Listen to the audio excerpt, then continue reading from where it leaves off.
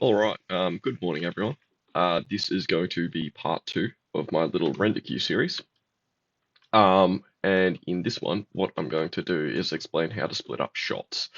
So this is mostly applicable for your boosters when you want to separate stuff before going to the power.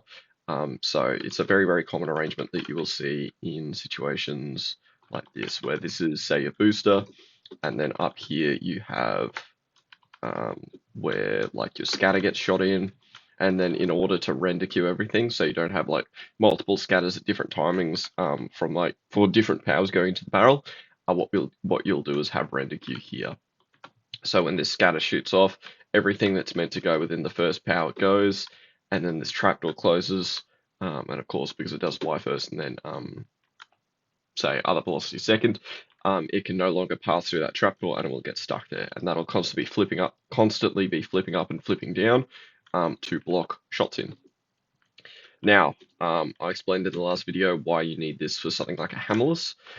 In this case here, it's to stop the powers from getting shot with the hammer into, say, the barrel, and you accidentally shoot your powers at the wall, which isn't what you want. So this is the hammerless setup that I have for my 0.6. But what I'm going to do here is I'm going to make it a little bit more obscure, a little bit harder to time out. I actually haven't done this before, so we'll see how it goes. So what I have here is it's basically ticking off at 0, 2, 4, which is like my standard timings for my say like fourth game tick adjusts, which are kind of getting a bit notorious on complex at the moment, for maybe or not maybe breaking rules. Anyway, in order to make this a little bit more complex, what I'm going to do is I'm actually going to add a third power. So I'm going to add a push power. Someone's pinging me, apologies for that. So what I'm going to do is I'm going to add a push power that goes after the hammer goes off. So this will make all the timings and everything a little bit obscure, and it's going to make the setup a little bit harder for myself, but it should give you a better idea of how you can abuse this render queue to basically do pretty much anything you want. So in this case here, I'm just going to continue this circuit along here. So I'm just going to add another node block, 2 more observers, and then 1 more. So each of these node blocks and that obsidian at the end is like where it powers that redstone line. So this one here, I'm going to say is power 1 or P1. This one here, P2. This one here, hammer. And then this is P3. What I'm going to do as well is this should all work on auto. Jesus, stop, man. Seriously. So what I'm going to do is I'm just going to get a void block, and I'm just going to fire it once, and then I'm going to fire it at auto. So this should auto at it should auto at 0.8 if you're going to use this this setup here. If you're using like a hammerless push setup like that. So what I'll do is I'm going to fire this once, and I'll just make sure this is all roughly the correct timings. It should be pretty close. Okay, it's not. Cool. So I want to make these boosters go off later. So how do I do that? I don't really want to add, or I don't really want to take off delay to the top there.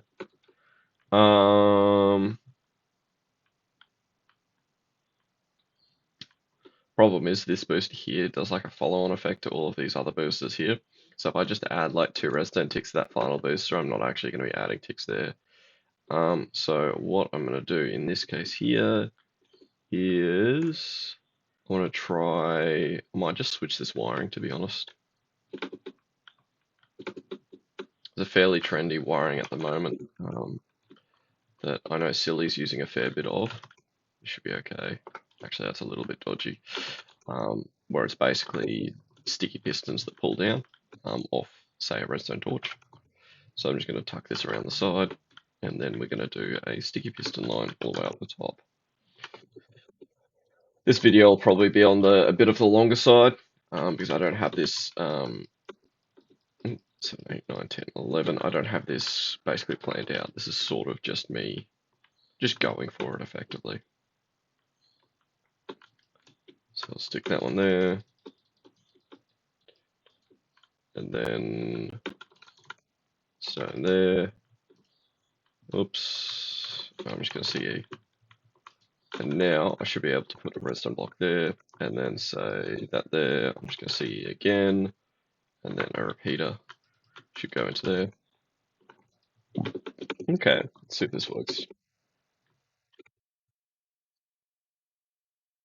Should be okay. Or not. What happened there? Is that push limit? Probably is. Jesus. Oh my god, 15 blocks. Are you serious? I did select the bottom two though. What's that, 13? It is 15. So I just can't count today. So the top one works fine. What's that now? Should be 15. 12. Sorry. Jesus Christ. Yeah, if you haven't picked it up, it's not even 7 o'clock in the morning yet. It is 6:59 in the morning.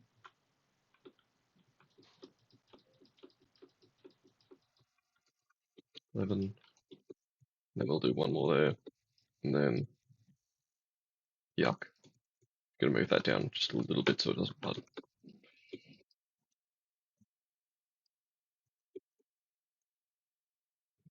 Floppy. Anyway, I'll pulse that again. Hopefully that's just pulsed 4 times now. And it's not working. Really?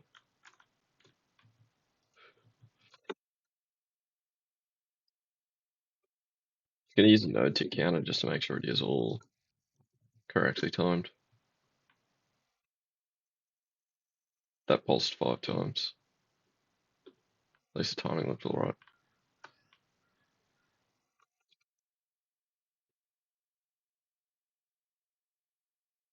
Okay.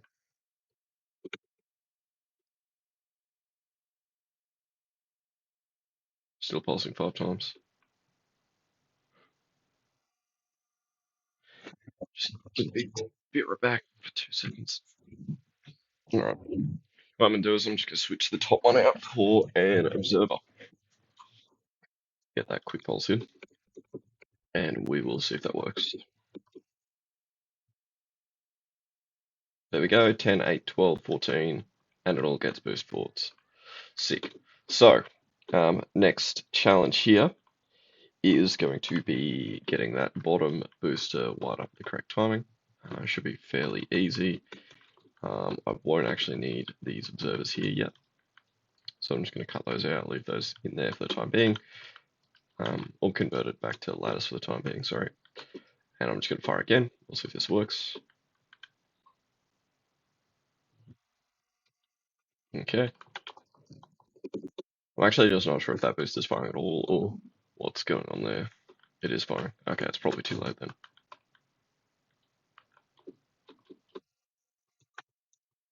One ticket. Oh, it's way too late.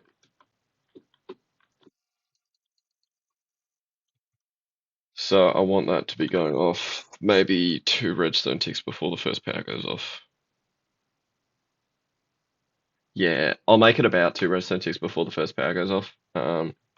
Actually, no, what I'm going to do is there's a very, very standard arrangement with render queue for specifically these sorts of hammerless cannons, where you basically shoot it across first, and then you have a booster on the side, and then you shoot it across again, and then you have another booster there, and then you shoot it into the barrel, and then it goes. So what I'm going to do is I'm going to go, I'm basically going to go off that methodology with like 1 redstone tick between the boosters, and I'm going to say that this booster here, so our node tick counter from that block there, or using that booster as a reference point. This is all timed wrong. No, it's actually timed okay. So it goes 8, 10, 12, 14. So our hammer powers at 10. Our hammer's going off at 12. So if our hammer power's going off at 10, we want this booster here to be going off at 9. So this booster goes off at 9. This booster goes off at 8. So I'm going to want this booster to go off at 7. So I want this booster here to go off. Yeah, it'll be 1 redstone tick before the power goes off. That's okay. So I'm just going to add, how much do I need to add? 3 redstone ticks. I'll remove that one there, add it back there. So hopefully that node number 3 will go off 1 redstone tick before. Yep. So you can see it's going off at 7, and then the power's going off at 8. So that looks good. Now, what I'm going to do now is we're going to start with, I guess, planning out this render queue. Actually, I will just make sure that this does work on auto. I'm just going to hook this up to a fairly basic 0.8 clock. So comparator.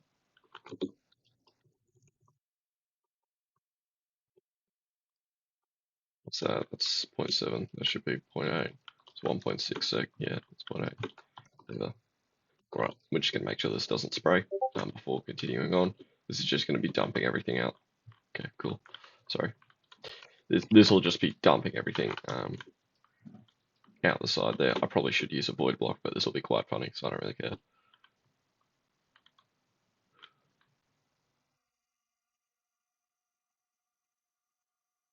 Well, it's not spraying. It looks terribly dodgy, but it's not spraying, and that's all we care about.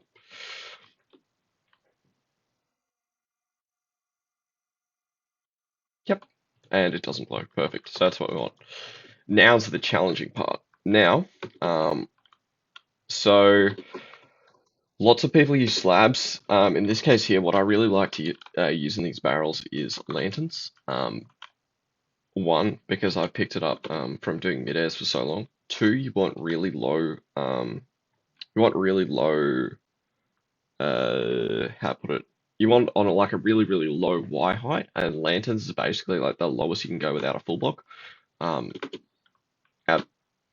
you don't want a full block because then it's basically going to be skipping past, say, a trapdoor if you put a trapdoor here, which we're going to need to basically split apart our shots and stuff. So what I'm going to do in this case here is I'll have this lantern here, and that will basically keep the power at a low enough Y that it will get into the barrel with that 1 redstone tick remaining, and it will blow up in water. And it's also timed tightly enough that it shouldn't affect anything else. So lantern's what I'm going to opt for. Depending on your timings, you don't need to use a lantern. I like using lanterns. I think they're a cool block. Okay, so now's the challenging bit. I might actually convert this this set of videos here into a 4-part series instead of 3 like originally planned, because I'll sort of talk about like the methodology and why I'm splitting everything out. So this is where it gets a little bit iffy, because we need to work out how we are going to split everything out. For those who have been paying attention, you may see that I have a wall in there. That's to give that booster there a slight bit of, what is that, Z offset?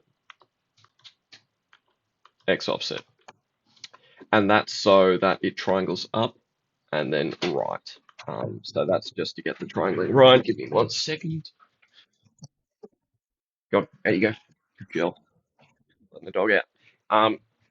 And that's basically so that it triangles up first, fours, and then it'll triangle itself into the barrel. So first piece of render queue is going to be to split our powers up. So we have two discrete sets of like powers and hammer, so that we're not accidentally shooting the powers into the barrel effectively, or not into the barrel, out with the hammer. Anyway, so next thing will be to so that's all wired up. Oh, well, it's not wired up, but the power's all working. So this trapdoor here, this is going to be to split our shots apart. So anything that doesn't get shot with that first power just falls back down there, and then we can boost it at a later time. So we are going to say our power is going to come through here. Now, next challenge is going to be filtering out our hammer. So common convention here, and there's a reason why most people use fence gates and trapdoors. I haven't really had experience with anything else yet, but you can also use like walls and doors and stuff, like 2x1 doors. But anyway, we're just going to use trapdoors and fence gates for this experiment. what we now want to do is we want to filter out our hammer. So we know that our power here has velocity basically shooting it to the north. Now we don't want a solid block here because that means that our power is going to be shot into the barrel. Oh, our hammer is going to be shot in with the powers as well. We don't want that. What we want instead is we want to filter out our hammer. So in this case here, what I'm going to do is I'm going to put a fence gate there. So our powers get shot up here, hit this fence gate, go into the barrel. Now we'll render queue this fence gate such that the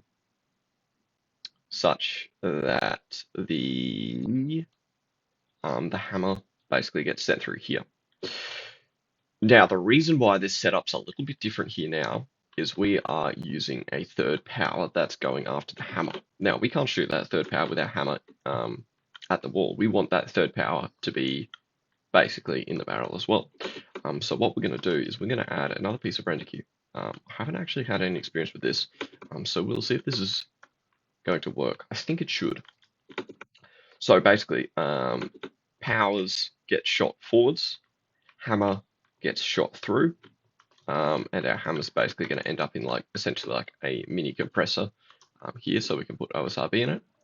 And now what I think we can do is we can drop this trapdoor down here, and that should shuffle our third power into the barrel. I think that should work. So we're effectively going to be using 3 different pieces of render queue in our barrel here to split apart like the discrete shots, split apart our hammer, and then resplit our third power back into the barrel. Now, as a matter of wiring all of this up, this is a convention that I started doing. There's like a little bit of a gap here between, say, your OSRB comp where your hammer goes, so your hammer sort of goes in here, and then it goes with like your OSRB and that sort of stuff into a miniature compressor on the side there, like a miniature sand compressor. I've lost my train of thought now. Anyway, yeah, so the hammer gets sort of shot into this miniature sand compressor here. And there's like a little bit of room where you can put in your render queue. So in this case here, because we are actually using a slower speed cannon, we can get away with not needing to, what's the word for it? We don't need to basically quick pulse our render queue, so we don't need something to break off the pulse, so it's like a really, really short pulse. We can have a fairly long pulse on this part of the render queue. There's other parts where you need a short pulse, and I'll probably get into that into a later video. But our main focus for this point here is going to be splitting off our hammers and stuff.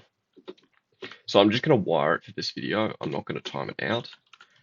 So what I'll probably do is, yeah. So we need to make sure that we don't accidentally power multiple bits of render queue at once with the same thing, because these are all, they're not going to be on different timings, but they're going to be rendered differently. So say we can't have redstone there, but we can have some redstone at the bottom there. And that redstone at the, Jesus Christ, stop pinging me, man. That redstone at the bottom there is only going to activate that fence gate. So tripwire. We're going to set up a tripwire down the bottom here, and this is going to be the tripwire for our fence gate. So I'll put that there, put a bit of string in between, and now you should see when we pulse that, see it how it opens that fence gate there. That's what we want. So that's our first bit of render queue there. Second piece of render queue.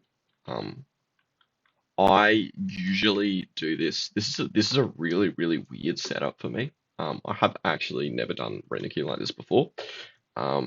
But what I did with my other hammerless is I put this second piece of render queue up in here.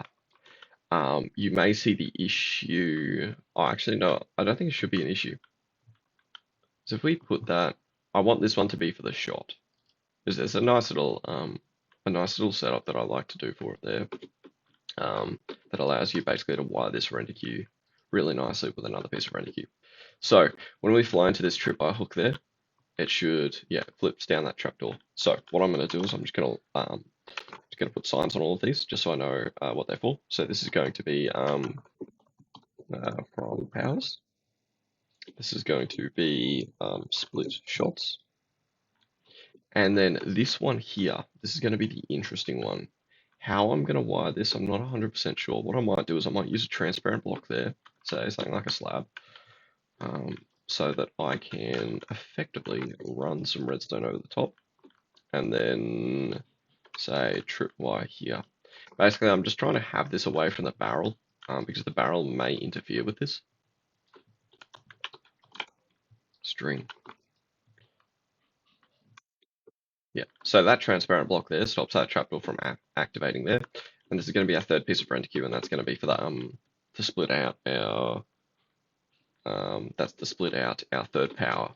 So when this Jesus man, when that trapdoor there oh my god, I'm so sorry for the pings. When that trapdoor there drops down, that's going to reroute our third power into our barrel. And what I'll do, just to finish this video off, is put our barrel in like this. So I think this is okay. This is actually a cannon that I'm probably going to use because you can do like a third power push concrete off like a 0.8. It's a little bit slower, but you can get like this hammerless setup here, and it should actually be really, really nice. It'll just be a matter of working out the OSRB ratio. Again, probably not a cannon that I'll make public, but I'm more than happy to show everyone how I do the rendering for it. Now, all that we need to make sure of now is that like this render queue, there's not going to be too much exposure to affect this render queue, and I can see that's a problem already because my power is going to be exploding there, and you can see there's basically a free line of sight from my power to my render queue here. So what I'm going to try and do is I'm just going to try and isolate this render queue a little bit more. So everything else is going to get shot through there. So I either want to move this render queue back. That might be an issue there, or I can potentially wire this render queue differently. Say if I do something like this, okay, we'll do something like this. We can change it if we need to, but for now I think this should be okay. And this is going to be this is going to be the render queue to split apart our third power. Yep. So that powers that there now. So we now have all our tripwires set up. They should be in places where TNT shouldn't affect them. If it becomes an issue, I will go ahead and fix it. But yeah, I guess as just a very, very quick recap, what I've done is I've taken this setup, added a third power to it, and when the TNT goes up, power 1, power 2, hammer, it all goes up, hits this, hits that lantern there. Now after power 1, power 2 go through, opens that fence gate, lets the hammer through there, and then after the hammer goes through, it drops that trapdoor there, which reroutes power 3 into the barrel. So that's pretty much all I have for this video. I'm going to show you guys how to time everything correctly for this render queue, specifically this setup here, which I really like at the moment. And yeah, that'll be it for now. Catch you later.